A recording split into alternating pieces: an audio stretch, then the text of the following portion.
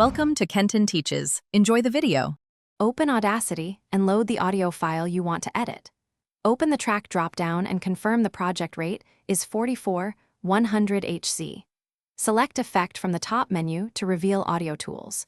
Choose Filter Curve EQ or Graphic EQ from the list to open the equalizer. The equalizer window shows a frequency spectrum from 20 Hz to 20 kHz. You will see a flat curve by default and handles to create adjustment points. Use the preview button to audition changes before finalizing them. Click directly on the curve to add control points across 20 Hz to 20 kHz. Drag a point up to boost or down to cut frequency intensity with visual feedback. Use small boosts of 3 dB for gentle presence and wider boosts of 6 dB for clarity.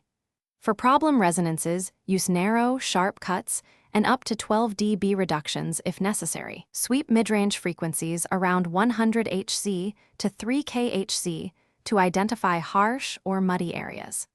Keep low-end control below 100 Hz to avoid boominess in mixes.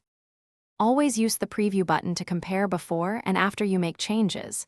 If the applied EQ worsens, the mix press Ctrl plus Z to undo the effect immediately.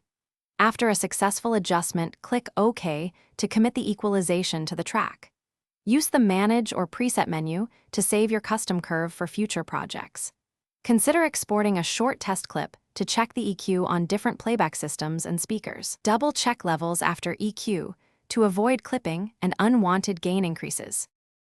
Thanks for watching. Please subscribe if this video was helpful.